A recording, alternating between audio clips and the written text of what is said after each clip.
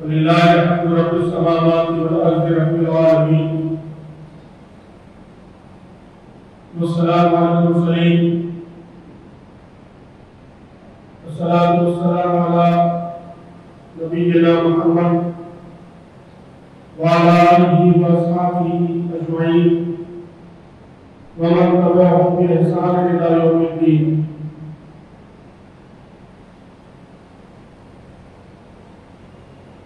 امیر اوقاف جناب رضوان اصلاحی صاحب، مرکزی سیکریٹری جناب شبیر عالم صاحب، اسٹیج پر تشریف فرما دیگر ذمہ داران اور محترم سامعین، بزرگوں، بھائیوں اور بہنوں، السلام علیکم ورحمۃ اللہ وبرکاتہ۔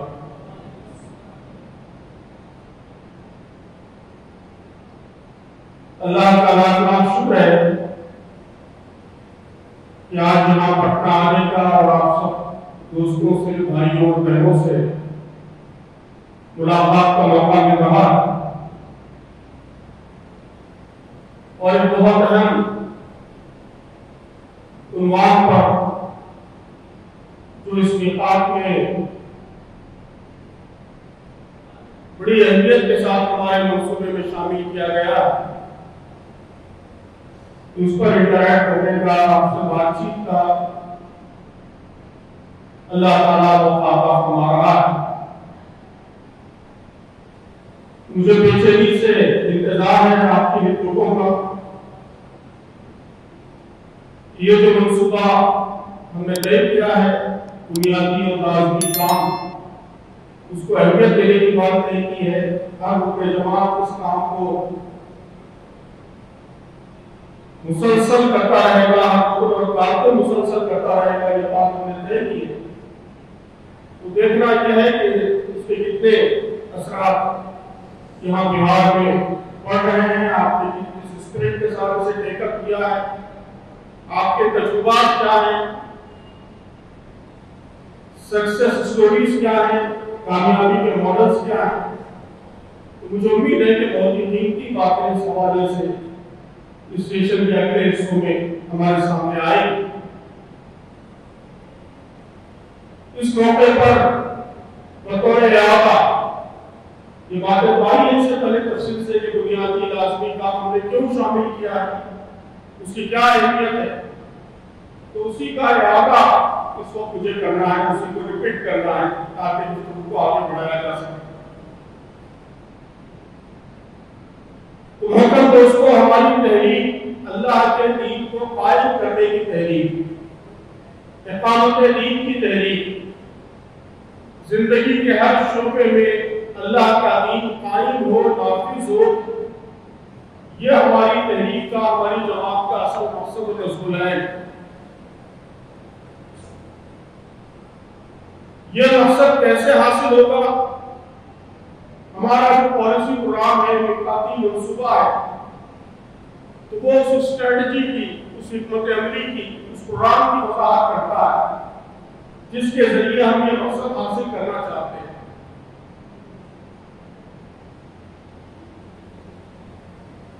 لیکن اگر آپ غور کریں گے تو آپ محسوس کریں گے کہ سب سے اہم کام جس کے ذریعے یہ مقصد حاصل ہوگا وہ لوگوں کی ذہن سازی کا کام، ان کی فکر بنانے کا کام۔ ایک ایک فرد دوسرے فرد سے ملے گا، اس پر اثر انداز ہوگا، اس کی سوچ بدلے گا، اس کا مزاج بدلے گا، اس کا کردار بدلے گا، اس کے اخلاق بدلے گا، تو اسی کے نتیجے میں اللہ کے دین کے قیام کی طرف ہم آگے بڑھیں۔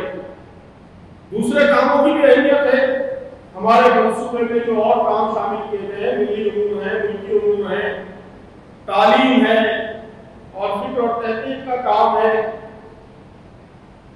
خدمت خلق کے ادارے ہیں، یہ سب کام بھی اہم ہیں۔ ان سب کاموں کی بھی اقامت دین کی اسکیم میں اہمیت ہے، ان کا ایک مقام ہے، لیکن اصل کام، بنیادی کام جس کے ذریعے اس مقصد کی طرف پیش اس وقت ہو سکتی ہے وہ یہی ہے کہ ہم میں سے ہر فرد وہ لوگوں سے ملے اور ان کے ذہن اور فکر کو بدلنے کی کوشش کرے. بنیادی اور لازمی کام بس اسی کام کا خلاصہ اس کی تفصیل ہے. یہی کام ہم گرامان وطن میں کرتے ہیں اسے دعوت کا کام کہتے ہیں. یہی کام جو ہم مسلمانوں میں کرتے ہیں اسے اسلامی معاشرے کا کام کہتے ہیں. اور یہی کام جب ہم نئے آنے والے نوجوانوں کے سلسلے میں کارکنوں کے سلسلے میں تحریک سے نئے جڑنے والوں کے سلسلے میں کرتے ہیں تو اسے ہم تزکیہ اور تربیت کا کام کہتے ہیں. اور ان سب کاموں کو کرتے ہوئے اللہ کے بندوں کے لیے جو تڑپ ہمارے دل میں ہوتی ہے ان کی خدمت کا جو جذبہ ہوتا ہے اسے ہم خدمت خلق کا کام کہتے ہیں. تو اصل جو کام ہے وہ یہی ہے کہ لوگوں سے ملا جائے, زیادہ سے زیادہ انفرادی رابطہ رکھا جائے اور ان کے ذہن و فکر کو ان کے اخلاق کو بدلنے کی کوشش کی جائے. یہ کوئی نئی بات نہیں ہے جو اس میقات میں شامل کی گئی. آپ دیکھیں گے کہ ہمارے دستور جماعت میں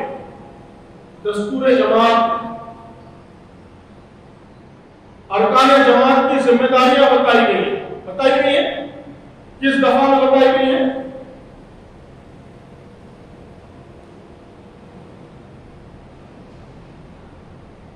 ارکان جماعت کی ذمہ داریاں ہمارے دستور میں بتائی گئی ہیں.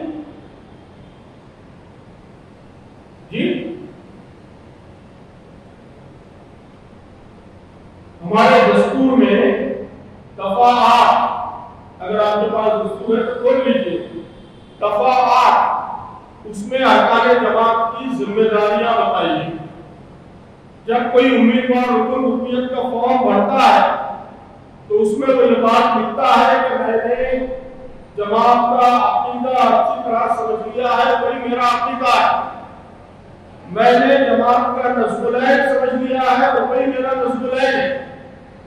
اور ان کے جماعت کی حیثیت سے جو ذمہ داریاں مجھ پر عائد ہوتی ہیں وہ ذمہ داریاں ادا کرنے کے لیے میں تیار. تو 8 ذمہ داریاں دفعہ 8 میں بتائی گئی. 8 اس میں سے جو 7 ہیں پہلی وہ ہماری ذاتی زندگی سے متعلق ہے. یہاں فرائض کی پابندی کریں گے, کبیرہ گناہوں سے مجتنب رہیں گے, اور ہمارے مال میں اگر کوئی غلط عنصر ہے تو اس مال کو پاک کر لیں گے. تو ہماری ذاتی زندگی سے متعلق صرف ایک بات آدمی ذمہ داری دفعہ 8 میں نقطہ 8 وہ ارکان جماعت کی سماجی ذمہ داریوں سے ہوتا ہے. سماج میں ہم کیا کام کریں گے تو کہا گیا کہ ہم اپنی استطاعت کے مطابق عقیدہ اور نظم العین اس کی دعوت لوگوں کے سامنے پیش کریں گے. اس عقیدے پر, اس نظم العین پر لوگوں کو مطمئن کرنے کی کوشش کریں گے. اور جو لوگ مطمئن ہو جائیں ان کو اس بات کے لیے آمادہ کریں گے کہ وہ اقامت دین کی عملی جدوجہد میں شریک ہو جائیں. یہ ہر رکن جماعت کی ذمہ داری. جب سے دستور بنا ہے تب سے بلکہ جب سے جماعت بنی اسی وقت سے یہ تصور ہے کہ رکن جماعت کے کرنے کا جو اصل کام ہے وہ یہی ہے کہ وہ اپنی اپنی جگہ جہاں بھی وہ رہتا ہے, اپنی فیملی میں, اپنے بزنس میں, اپنے آفس میں, اپنے پڑوس میں, اپنی مسجد میں, اپنے بچوں کے درمیان ہر جگہ وہ جماعت کے پیغام کو عام کرے, جماعت کی دعوت کو عام کرے, برادران وطن میں بھی عام کرے, برادران ملت میں بھی عام کرے, اور ان کے ذہن و فکر کو بدلنے کی مسلسل کوشش کرے. یہاں ہمارے بہت سے بزرگ بھی تشریف فرما ہیں, یہ گواہی دیں گے کہ جماعت کا جب آغاز ہوا تو ایک عام رکن جماعت کے ذہن میں جماعت کے کام کا تصور یہی تھا کہ وہ یہ سمجھتا تھا کہ میں جماعت کا رکن بن گیا تو اب یہ میری ذمہ داری ہے کہ میں زیادہ سے زیادہ لوگوں تک پہنچوں اور ان تک اس کا پیغام پہنچاؤں, برادران وطن تک بھی اور مسلمانوں تک. ہر رکن جماعت اس کے لیے کام کرتا. ہم اپنے بزرگوں کے واقعات پڑھتے ہیں کہ معلوم ہوتا ہے کہ 400 کلومیٹر دور کوئی مسلمان ہے، اس کے پاس ترجمان قرآن ہوتا ہے، رسالہ 400 کلومیٹر دور. تو اس زمانے میں آج سے 50 سال پہلے 60 سال پہلے جب سفر بہت مشکل تھا تو وہ اس سے ملنے کے لیے چلے جاتے، ایک آدمی سے ملنے کے لیے کہ وہ ترجمان قرآن پڑھ رہا ہے، مطلب اس کو تحریک سے قریب کرنا آسان ہے. پوٹینشیل کینڈیڈیٹ ہے جماعت کا، پوٹینشیل کارکن ہے، پوٹینشیل رکن ہے، تو میری ذمہ داری ہے کہ اس تک پہنچوں. تو وہ سر پر صندوق لے کر 500 کلومیٹر 300 کلومیٹر نکل جاتے ہیں. یہ سارے قصے ہم سب نے پڑھے. تو رکن جماعت کا یہ بنیادی کام ہے، یہ بنیادی ذمہ داری، دستور جماعت کے مطابق ذمہ داری یہی ہے رکن جماعت. اور اس ذمہ داری کو ادا کرنے کا عہد کر کے میں اور آپ رکن بنے. لیکن بعد میں دھیرے دھیرے یہ ہوا کہ جماعت جیسے جیسے آگے بڑھتی گئی، اقامت دین کی منزل کے سمت آگے بڑھنے کے لیے ہم کو بہت سے اور بھی کام کرنے پڑے. ہم کو ادارے بنانے پڑے، ہم کو تعلیم کے میدان میں، ملی امور کے میدان میں بہت سے کام کرنے پڑے، مہمات چلانی پڑی، بڑے بڑے پروگرام کرنے پڑے. یہ سب ہوا تو اس کے نتیجے میں اس کا سائیڈ ایفیکٹ، ہر اچھی چیز کے کچھ سائیڈ ایفیکٹ ہوتے ہیں نا. دوا بھی ہم بیمار ہوتے ہیں، ڈاکٹر کے پاس جاتے ہیں دوا کھانے کے لیے، تو اینٹی بائیوٹک کے ساتھ ڈاکٹر ایک اینٹاسڈ دیتا ہے کہ اینٹی بائیوٹک آپ کھائیں گے تو ایسیڈیٹی ہوگی، اس کے لیے اینٹاسڈ گولی بھی کھا لیجیے. ہر اچھے کام کے سائیڈ ایفیکٹ ہوتے ہیں. تو یہ سب کام ہم نے تحریک کو آگے بڑھانے کے لیے کیے، لیکن سائیڈ ایفیکٹ اس کا یہ ہوا کہ لوگوں نے یہ سمجھ لیا کہ جماعت کے کام کا مطلب کیا ہے، کیا سمجھ لو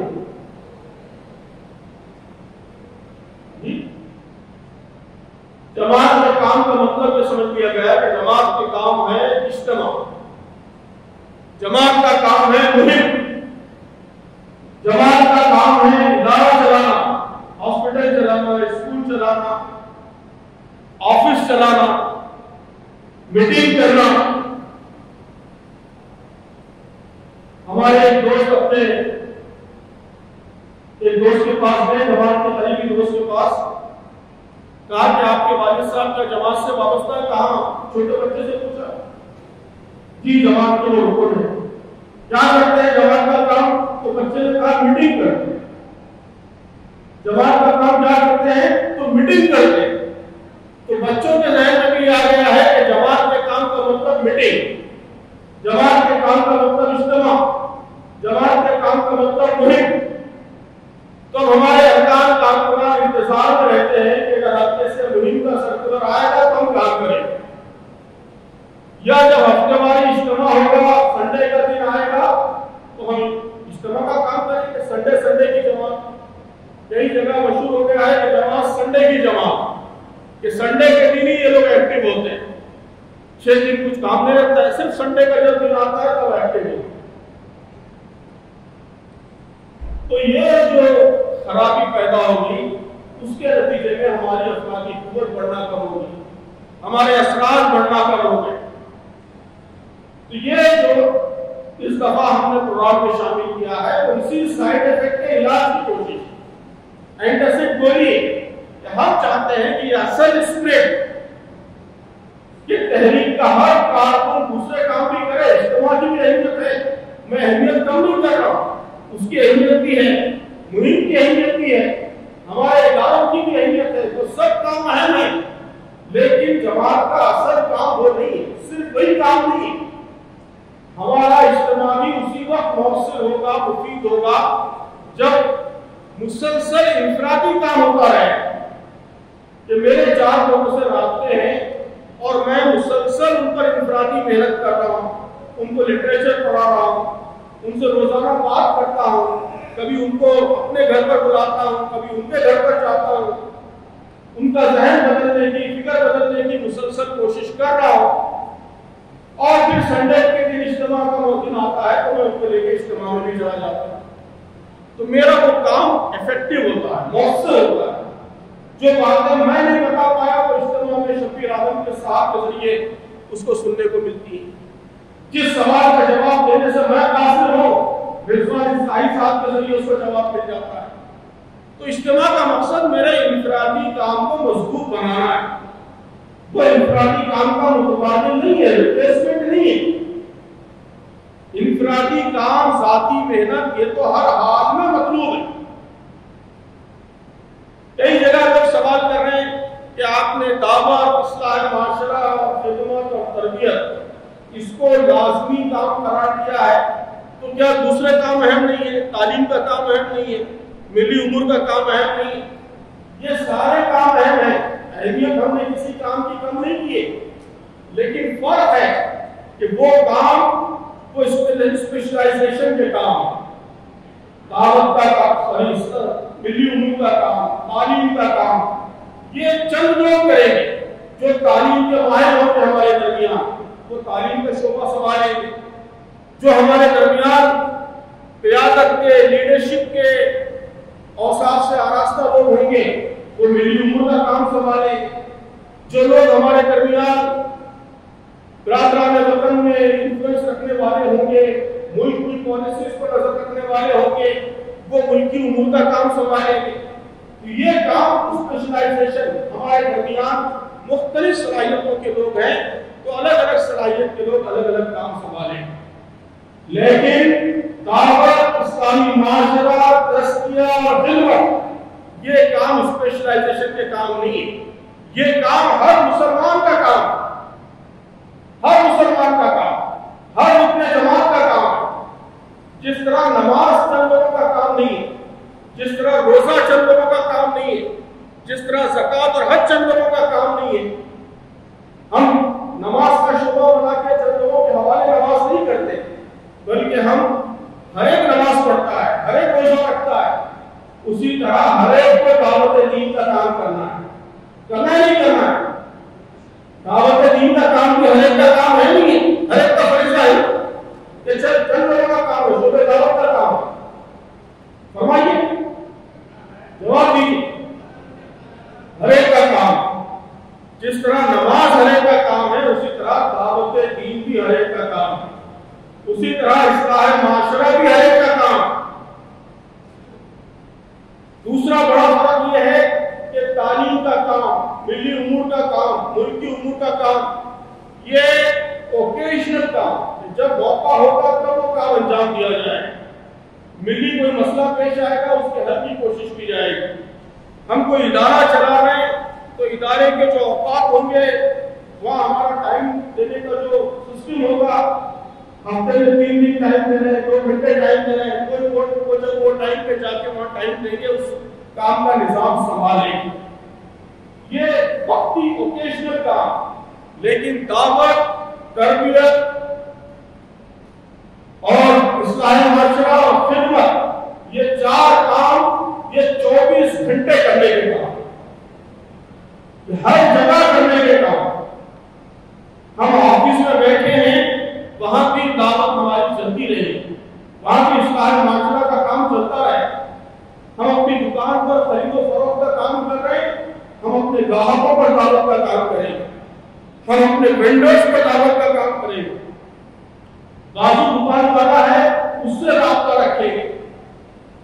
ہم بیوی بچوں کے ساتھ بیٹھے ہیں گھر میں، وہاں اصلاح کا کام، تربیت کا کام چلتا رہے۔ اپنے رشتے دار کے ولیمے میں گئے ہیں، وہاں دعوت کا، اصلاح کا کام چلتا رہے۔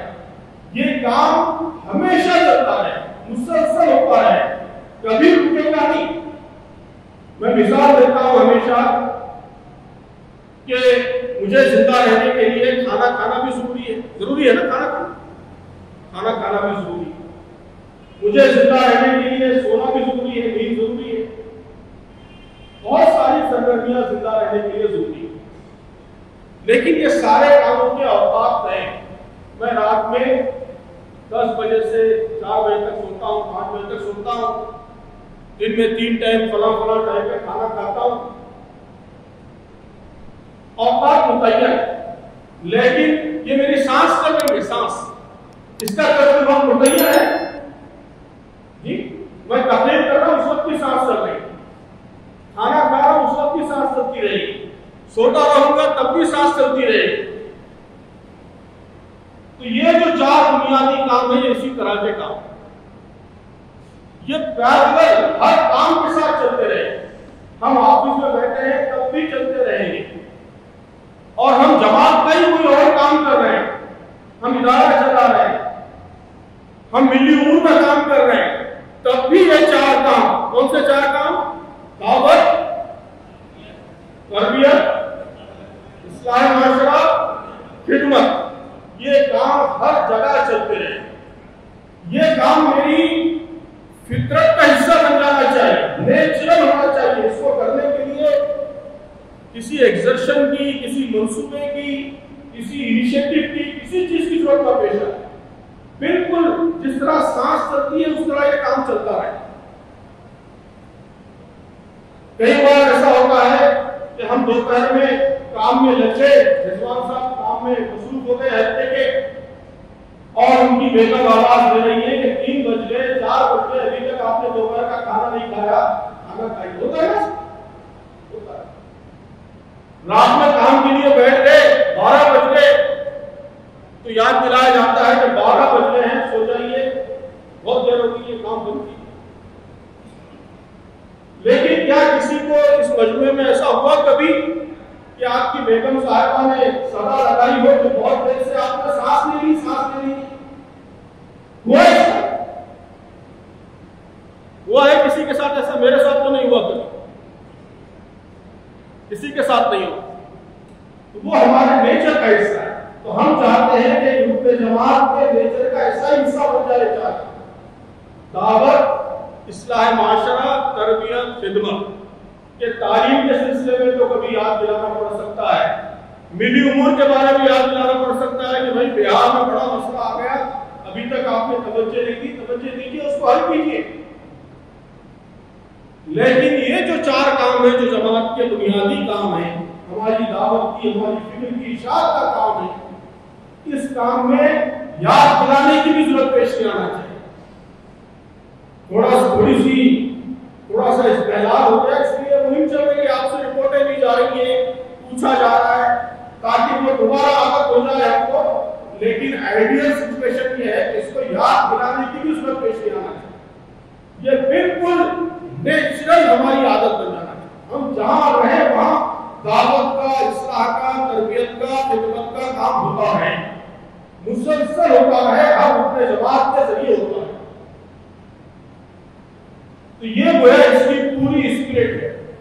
اسی لیے ہم نے شعبے بھی ختم کیے کہ یہ چند شعبوں کا کام نہ رہ جائے بلکہ سارے ارکان جماعت کی عادت بن جائے، سب ارکان اس میں انوالو ہو جائیں، ہر ایک مسلسل یہ کام کرنے لگے۔ تو یہ تبدیلی بہت تیزی کے ساتھ لانی ہے۔ اسی کے نتیجے میں تحریک مستحکم ہوگی، ہماری دعوت آگے بڑھے گی، ہمارا پیغام آگے بڑھے گا۔ اس میں سب سے پہلا کام وہ دعوت کا کام، برادران وطن، غیر مسلم بھائی بہن، ان سے ہمارا رابطہ ہو، ان سے ہمارا تعلق ہو، ان کے درمیان ہم کام کریں۔ ہم لوگ سوال کرتے ہیں کہ کیسے کریں اور اس کے لیے کیا کرنا چاہیے۔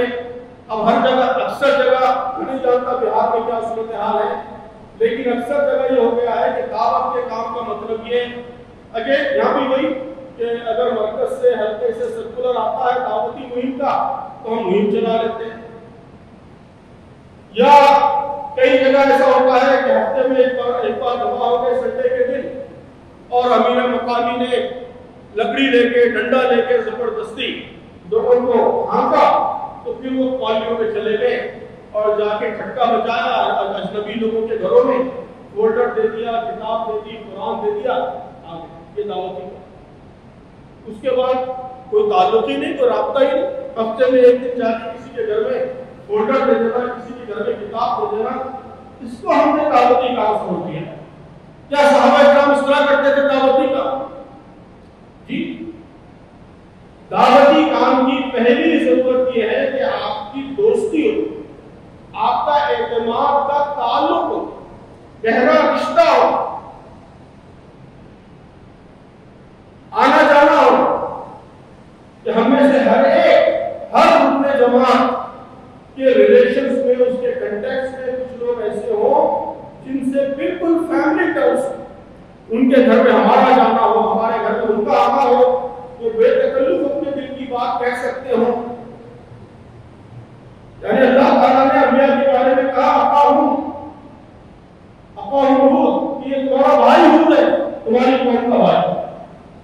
تو یہ رشتہ، بھائی کا رشتہ، یہ برادران وطن کے ساتھ آئے۔ دیکھیے ہم نے گزشتہ ایک سال میں، ایک سال ہے نا، آج کیا تاریخ، پورے ایک سال کا جائزہ لیجیے، 2023 سے 24، ایک سال کے اندر ہم نے بہت سی اپنے رشتہ داروں کی شادیاں اٹینڈ کی ہوں گی، ولیمے اٹینڈ کیے ہوں گے، ان کی تقریبات اٹینڈ کی ہوں گی، بہت کچھ اٹینڈ کیا ہوگا۔ وہ لوگ تھوڑا ہاتھ اٹھا دے جنہوں نے اس ایک سال کے دوران کسی غیر مسلم کی شادی یا اس کی کسی تقریب میں شرکت کی۔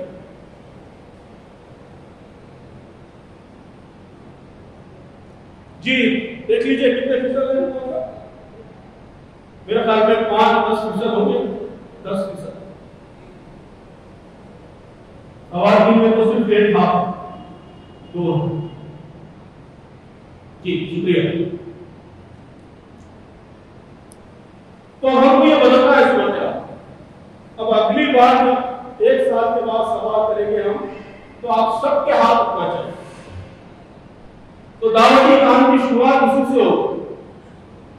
پہلا مرحلہ یہی ہے، دوستی کا مرحلہ، تعلق کا مرحلہ، ان سے قربت پیدا کرنے کا مرحلہ، اسی کے نتیجے میں دعوت کا کام ہو۔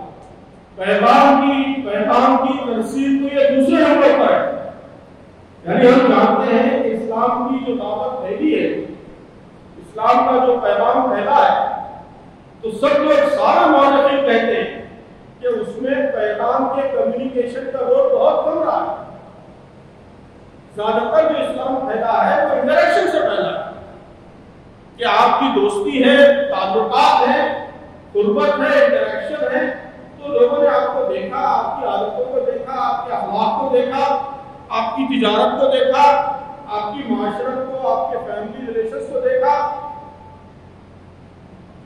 اور اسلام قبول کر لیا۔ عجیب عجیب واقعات کہ لوگوں نے تجہیز و تکفین کا طریقہ دیکھ کر وہ اسلام سے متاثر ہو، شادی کا طریقہ دیکھ کر اسلام سے متاثر ہو۔ کہا جاتا ہے علامہ اقبال نے قبول اسلام کے جو بہت ہی نادر واقعات ہیں وہ جمع کرائے، اس کا بھی حال ہی میں اشاعت بھی ہوئی ہے اس کتاب۔ عجیب عجیب واقعات، یہ انگریز اس نے بریانی کھا کر اسلام قبول کر لیا، بریانی کہ جس قوم کا کھانے کا ذوق اتنا نفیس ہے، اس کا مذہب کتنا اعلیٰ ہوگا۔ تو جب انٹریکشن ہوتا ہے، رابطہ ہوتا ہے، تعلق ہوتا ہے، تو اثرات پیدا ہوتے ہیں۔ صرف اورل کمیونیکیشن سے، فولڈر دینے سے وہ اثرات نہیں ہوتے، آپ لوگوں کو متاثر نہیں کر پاتے۔ تو بنیادی لازمی کام کی شروعات اسی سے کہ سب سے پہلے ہمارے رابطے بڑھیں، تعلقات بڑھیں برادران وطن سے۔ آپ سب کے پاس موبائل فون ہے، آپ اپنی کنٹیکٹ لسٹ دیکھیے، ایسے کتنے لوگ ہیں جن کی کنٹیکٹ لسٹ میں، فون نمبرز کی لسٹ میں کم از کم 20% برادران وطن کے نام آپ بتائیں۔ اچھا واقعی اچھی تعداد ہے ماشاءاللہ۔ تو باقی لوگوں کو بھی یہ کرنا ہے، کم از کم 20%، اور زیادہ ہونا چاہیے۔ 50% آبادی تو ان کی اکثریت تو ان کی ہے، کم از کم میں کہہ رہا ہوں کہ 20% تو ہونا چاہیے۔ واٹس ایپ گروپس ہیں ہمارے، کتنے ایسے واٹس ایپ گروپ ہیں جس میں برادران وطن کے ساتھ ہماری شمولیت، سارے آپس میں بات کر رہے ہیں۔ مسلمانوں کی واٹس ایپ گروپ ہے، تحریکی لوگوں کی واٹس ایپ گروپ ہے، اسی میں بار بار وہی ویڈیو آپ بھی فارورڈ کر رہے ہیں، آپ بھی فارورڈ کر رہے ہیں، آپ بھی فارورڈ کر رہے ہیں، پھر میں دوبارہ آپ کو فارورڈ کر رہا ہوں، یہ چل رہا ہے سلسلہ۔ تو اس سے کیا ہے؟ ہمارا رابطہ، واٹس ایپ گروپ، کنٹیکٹ، یہ سب برادران وطن سے ہو۔ تو بنیادی لازمی کام کے سلسلے میں پہلی پیشکش جو مطلوب ہے وہ تعلقات کی مطلوب کہ گہرے تعلقات برادران وطن سے قائم کی۔ اب رپورٹوں میں بتائیے آپ کیسے تعلقات کتنے لوگوں سے، اور آئندہ ایک سال کے اندر کوشش کیجیے کہ 100% لوگ یا جتنے لوگ جمع ہیں ارکان خاتمہ، ان میں سے ایک آدمی بھی ایسا نہ رہے جس کا ہاتھ ڈاؤن وہ کہے کہ میں نے 4 شادی کی تقریبات میں شرکت کی ہے، میری شادی کی تقریبات میں بھی، میرے گھر میں بھی جو ہوتے ہیں اس میں برادران وطن آتے ہیں، ان کی خواتین بھی آتی ہیں، بچے بھی آتے ہیں۔ میرے بچے وہ کرکٹ اور فٹ بال سے مسلمانوں کے ساتھ نہیں کھیلتے بلکہ غیر مسلم بچوں کے ساتھ بھی کھیلتے ہیں۔ ہمارے بچوں کی جو کرکٹ ٹیمیں ہیں وہ کامن ہیں، فٹ بال ٹیمیں ہیں وہ کامن ٹیمیں ہیں۔ ہمارے کنٹیکس میں فون کے کنٹیکس میں برادران وطن ہیں، ہمارے واٹس ایپ گروپس میں برادران وطن ہیں۔ تو یہ صورتحال بن جانی چاہیے، کم از کم ارکان یہ کام پورے مسلمانوں میں کرنا ہے کہ سارے مسلمانوں کے ایسے روابط کی اس کی کوشش کرنی، لیکن ارکان جماعت اور جماعت کے کارکنوں میں تو لازمن ہونا ہے۔ یہ نہیں ہوگا تو ہم جماعت کا کام ہی نہیں کر رہے، اپنی بنیادی ذمہ داری ادا نہیں کر رہے۔ تو یہ دعوت کا کام ہے۔ اسی طرح اصلاح معاشرہ کا کام، اصلاح معاشرہ کے بارے میں بھی عام تصور میں نے کئی جگہ جا کے جائزہ لیا ہے، اب یہاں جائزے سے تفصیل آئے گی سامنے۔ عام تصور یہی ہے کہ اصلاح معاشرہ کا مطلب ہے جمعہ کے خطبے، جی اصلاح معاشرہ کا مطلب ہے سال میں 1 یا 2 مہمات،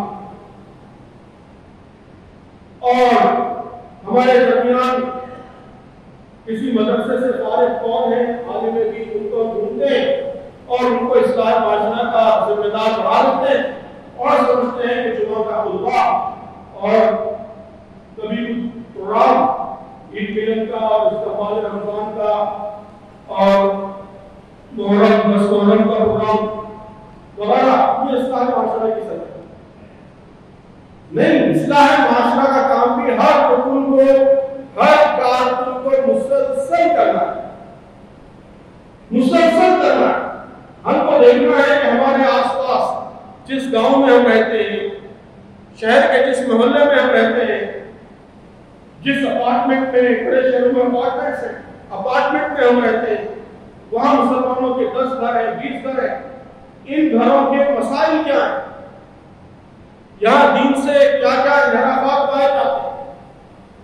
اگر ان گھروں کے بچے نماز نہیں پڑھتے، میری ذمہ داری ہے کہ ان کو نمازی بناؤں، یہ اصلاح معاشرہ کا، یہ میری ذمہ داری ہے کہ میرے اپارٹمنٹ میں جو لوگ نماز نہیں پڑھ رہے ہیں ان کو میں نماز کی طرف متوجہ کروں، اور میری 3 مہینے کی کوشش، 6 مہینے کی کوشش کے نتیجے میں وہ نماز پڑھنے لگ جائیں۔ یہاں لڑکیاں ہیں وہ بے پردہ رہتی ہیں، میری ذمہ داری ہے کہ ان کو پردے کا پابند بناؤں، اس کے لیے کوشش کروں، میں ان سے ملوں، ان کے والدین سے ملوں، سمجھاؤں، پروگراموں میں لے کر جاؤں، کتاب کو پردہ کتاب لڑکیوں کو پڑھاؤں، ان کے والدین کو پڑھاؤں، بات کروں، کچھ مشکل ہے مشکل کا حل پیش کروں، مسلسل محنت کر کے 6 مہینے کے اندر، 1 سال کے اندر اپنے اپارٹمنٹ کی لڑکیوں کو، اپنے محلے کی لڑکیوں کو میں پردے کا پابند بناؤں۔ میرے محلے میں ماشاءاللہ سب دیندار مسلمان ہیں، سب شرعی داڑھی رکھتے ہیں، نماز پڑھتے ہیں، روزہ رکھتے ہیں، اور عورتیں حجاب کرتی ہیں، سب کچھ ہے ماشاءاللہ، لیکن ان میں سے اکثر لوگوں نے وراثت میں لڑکیوں کا حصہ نہیں دیا، بہنوں کا حصہ ابھی تک بسم کر کے بیٹھے ہوئے۔ یہ اب میرا ٹارگیٹ ہے کہ میں 6 مہینے میں ان کو آمادہ کروں گا کہ بہن کا حصہ ادا کرو، یہ مال حرام ہے جو تم کھا رہے ہو، یہ تمہارے لیے جائز نہیں ہے، اور اگر اسی طرح کھاتے رہو گے تو نہ تمہاری نمازیں قبول، نہ تمہارے روزے قبول، نہ تمہاری عبادتیں قبول۔ تو تمہارے لیے فرض ہے کہ پہلے حقوق ادا کرو، حصے ادا کرو، تو میں ان کو آمادہ کروں، اس کے لیے کنوینس کروں، یہ اصلاح معاشرہ کا کام۔ تو یہ کام صرف اجتماع کا کام نہیں ہے، صرف تقریر کا کام نہیں ہے، یہ مسلسل محنت کا کام ہے، لوگوں کو سمجھانے کا، کنوینس کرنے کا، بار بار ان کے گھر پہ جانے کا، بات کرنے کا، گالیاں سننے کا، مخالفتیں برداشت کرنے کا، یہ سب مراحل سے گزرنے کا کام ہے۔ ہمارے بزرگوں نے اسی طرح کام کیا ہے اور آج ہم کو بھی اسی طرح کام کرنا ہے۔ تربیت کا کام صرف شعبے تربیت کا کام نہیں ہے ہرگز، یہ ہر رکن جماعت کا، ہر کارکن کا کام، ہر رکن کی ذمہ داری ہے کہ میری مقامی جماعت میں جو نئے نوجوان آ رہے ہیں، جو نئے لوگ آ رہے ہیں، میں دیکھوں کہ ان کی تربیت ہو رہی کہ نہیں ہو رہی، میں ان کو کتابیں پڑھاؤں، ان سے بات کروں، ڈسکس کروں، بحث کروں، ان کے مسائل حل کروں، اپنی اصلاح میں جن چیلنجز کا ان کو سامنا کرنا پڑ رہا ہے، جن مشکلات کا ان کو سامنا کرنا پڑ رہا ہے، اس کو سمجھوں، اس کا سولوشن نکالوں۔ ہم پہ ہمارے بزرگوں نے اسی طرح کام کیا، آپ سب کو بھی یاد ہوگا کہ ہمارے بزرگوں نے ہم پر اسی طرح کام کیا ہے، کہ بہت محبت کے ساتھ وہ ہمارے ناز اٹھاتے رہے۔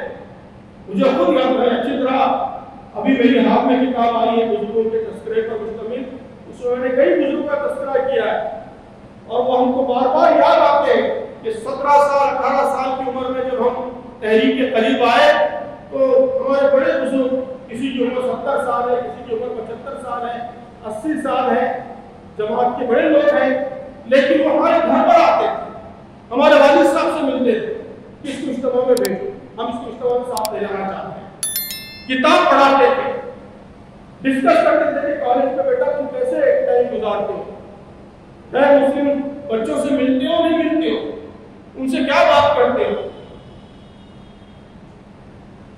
ہمارے تعلیم کے مسائل میں دلچسپی لیتے تھے، اور بڑے ہو گئے تو ہماری شادی بیاہ کے مسائل میں دلچسپی لیتے تھے، ہمارے ٹیڑھے میرے سوالات ہوتے تھے اس کا جواب دیتے تھے بہت محبت سے، تحمل کے ساتھ۔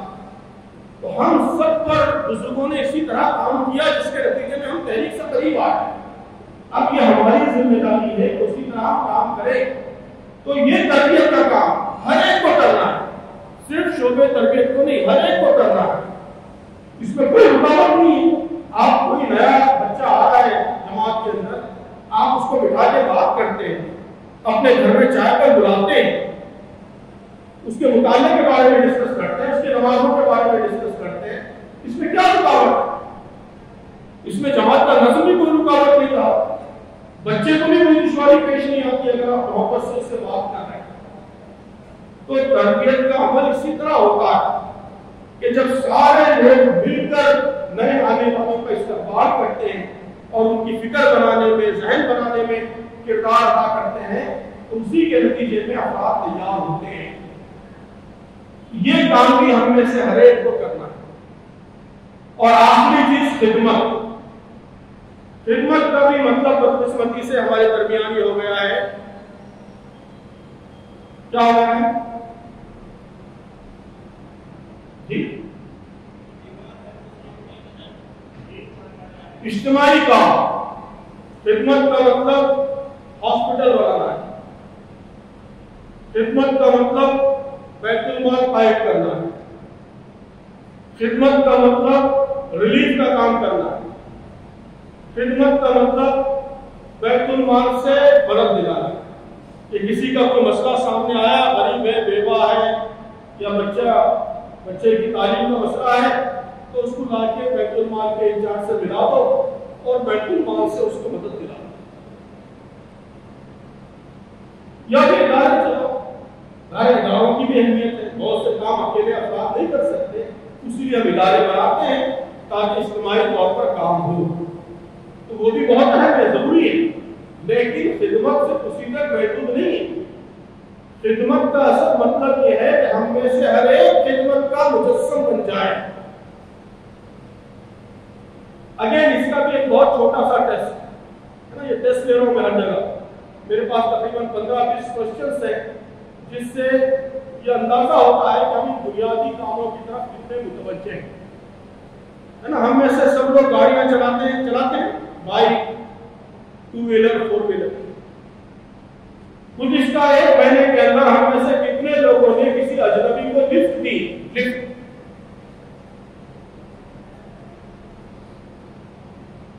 شکریہ۔ یہ خدمت کا بہت چھوٹا سا ٹیسٹ ہے، چھوٹا سا۔ ہمیں سر جس آدمی کے دل میں خدمت کا جذبہ ہے وہ ضرور لفٹ دے۔ ہم حیدرآباد میں چند لوگوں کو جانتے ہیں جو جماعت میں اور جن کی معاشرے میں بھی یہ پہچان ہے کہ یہ خدمت کرنے والے لوگ ہیں. ابھی بھی میرے ذہن میں ان کی تصویریں آ رہی ہیں کہ میں نے ان کو گاڑی پر کبھی اکیلا نہیں دیکھا, کبھی نہیں دیکھا, اسکوٹر پہ بائک پہ کبھی اکیلا دیکھا ہی نہیں. کسی نے کسی کو بٹھا لے کے راستے میں جاتے جاتے پوچھتے میں جاتے ہیں لیکن ادھر جاتے نہیں. تو خدمت کا جذبہ بالکل نیچرل ہوتا ہے کہ معاشرے میں جو بھی ضرورت مند ہے, پریشان حال ہے, تو اس کی ضرورت کے لیے آدمی بے چین ہوتا ہے. اللہ کے رسول صلی اسی طرح بے چین ہوتے ہیں. سورہ فجر میں, سورہ بلد میں اور سورہ معون میں جو اللہ تعالیٰ نے احکام دیے ہیں, اور اسی طرح کے احکام کہ ہر فرد خدمت کا مجسم بن جائے. یتیم کی, مجبور کی, غریب کی اور بے سہارا کی جو مدد وہ کر سکتا ہے وہ کرنے کا جذبہ اس کے اندر پیدا ہو جائے. یہ جذبہ ہمارے اندر پیدا ہوگا, ہمارا دعوت کا, افرادی کام, اصلاح کا کام, تربیت کا کام, یہ سارا کام مؤثر ہو, ایفیکٹو ہو. وہ جماعت کے اجتماعی کاموں سے نہیں ہو. آپ بیت المال سے کسی کو دلاتے ہیں تو سمجھتا ہے کہ مجھ پہ احسان تھوڑی کیا, ملت کا پیسہ لے رہے, ملت کو دے رہے, وہ تو سمجھتا ہے کہ اس کا حق ہے. ایسا ہی ہوتا ہے. لوگ سمجھتے ہیں کہ آپ کوئی احسان نہیں کر رہے ان پر, وہ تو زکات کا پیسہ ہے, ملت کا پیسہ ہے, تو آپ کو دے رہے ہیں. لیکن جب آپ ذاتی طور پر کسی کی مدد کرتے ہیں, چاہے بہت چھوٹی سی مدد سے, چاہے آپ نے لفٹ بھی دے دی, ایک پیسہ بھی خرچ نہیں کیا, لفٹ دے دی بس, لیکن وہ اس سے متاثر ہوتا ہے. آپ کی باتوں کا اور آپ کی کوششوں کا اثر قبول کرنے لگتا ہے. تو جو چاہا جا رہا ہے وہ یہی ہے کہ ہم میں سے ہر ایک خدمت کا اس طرح مجسم بن جائے. تو محترم بزرگوں, دوستوں, محترم خواتین, یہ سارے کام خواتین میں بھی کرنا ہے. ان میں سے کوئی کام بھی, بلکہ یہ چاروں کاموں کا ایک اور امپورٹنٹ فیچر یہ ہے کہ یہ کام ہر ایک کر سکتا ہے, ہر ایک کے کرنے کا ہے اور ہر ایک کر سکتا ہے. کوئی عذر اس میں حائل نہیں ہو سکتا. مجھے اجتماع میں آنے کے سلسلے میں عذر ہو سکتا ہے, میں بہت بڑا ہوں, بیمار ہوں, بستر پر پڑا ہوا ہوں, میں اجتماع میں نہیں جا سکتا, میں تنظیمی نشست میں شرکت نہیں کر سکتا, میں کسی ادارے کا انتظام نہیں سنبھال سکتا. لیکن دعوت کا کام, تربیت کا کام, اصلاح کا کام بستر پر پڑا ہوا معذور بھی کر سکتا ہے. کوئی بستر پر معذور پڑا ہوا ہے تبھی وہ انسانوں سے ٹوٹلی انٹیچ تو نہیں. بستر پر معذور پڑا ہوا ہے, اس کی خدمت کے لیے نرس آ رہی ہے, اس کا بی پی چیک کرنے کے لیے, اس کا ٹیمپریچر چیک کرنے کے لیے ڈاکٹر آ رہا ہے, اس کے گھر کے بچے آ رہے ہیں, عیادت کے لیے دوست احباب آ رہے ہیں, پڑوسی آ رہے ہیں. یہ سب اس کے ٹارگیٹ, ان سب کو وہ اصلاح کا کام کر سکتا ہے, ان سب کو وہ دعوت کا کام کر سکتا ہے. تو باقی سارے کام اس میں عذر ہو سکتا ہے, اس میں رکاوٹ ہو سکتی ہے, وہ چند لوگ کر سکتے ہیں, چند لوگ نہیں کر سکتے. لیکن یہ چار کام یہ بالکل نماز روزے کی طرح ہے. ہر مسلمان ہر حالت میں یہ کام کر سکتا ہے, کوئی چیز اس میں رکاوٹ نہیں ہو سکتی. مصروفیات, کیا بہت مصروف ہیں, بڑے بزنس مین ہیں, بڑے تاجر ہیں, یا کچھ بھی آپ کی بڑی ذمہ داریاں ہیں, بے انتہا مصروف ہیں. تو مصروفیت کی وجہ سے اجتماع میں شرکت آپ کے لیے مشکل ہو سکتی ہے, تنظیمی نشست میں شرکت آپ کے لیے مشکل ہو سکتی ہے, اور جماعت کی ذمہ داریاں لینے میں مشکل ہو سکتی ہے. لیکن دعوت کا کام, اصلاح کا کام, تربیت کا کام, خدمت کا کام, اس کام میں مصروفیت میں رکاوٹ نہیں ہوتی. وہ مصروفیت کے درمیان اسی میں رہتے ہوئے کرنا ہے. ٹھیک ویسے ہی جیسے مصروفیت کی وجہ سے آدمی کبھی کھانا چھوڑ دیتا ہے, مصروفیت کی وجہ سے آدمی سونا چھوڑ دیتا ہے, 3 گھنٹے سو رہا ہے, لیکن مصروفیت کی وجہ سے کیا نہیں چھوڑتا, سانس لینا نہیں چھوڑتا. تو اسی طرح مصروفیت کی وجہ سے بنیادی لازمی کام یہ نہیں چھوڑ سکتے. تو ہم چاہتے ہیں کہ سانس کی طرح یہ کام بن جائے بالکل, اور ہر رکن جماعت, ہر کارکن جماعت رات دن وہ اس کام میں لگ جائے, اس کی دیوانگی بن جائے, اس کا جنون بن جائے. اور یہ کوئی مشکل کام نہیں ہے. اگر آپ شروع کریں گے تو خود بخود انشاءاللہ راہ ہموار ہوگی، راستے آسان ہیں۔ تو میں سمجھتا ہوں کہ اتنی باتیں کافی ہیں، پھر اب آپ کی رپورٹیں آئیں گی، آپ کے تجربات آئیں گے، تو اس دوران کچھ پہلے خدمت پیش آئے گی، اس وقت میں کچھ عرض کروں گا، اور آخر میں بھی پھر امیر حلقہ نے موقع رکھا ہے، اس موقع پر بھی کچھ باتیں ہوگی۔ اللہ تعالیٰ مجھے بھی ان بنیادی ذمہ داریوں کی طرف متوجہ ہونے کی توفیق عطا فرمائے، اور آپ سب کو، ہم سب کو اپنی ذمہ داریاں پوری اسپرٹ کے ساتھ ادا کریں اور ان ذمہ داریوں کا حق ادا کریں کہ اللہ تعالیٰ توفیق عطا فرمائے، صلاحیت عطا فرمائے، مواقع عطا فرمائے، وسائل عطا فرمائے۔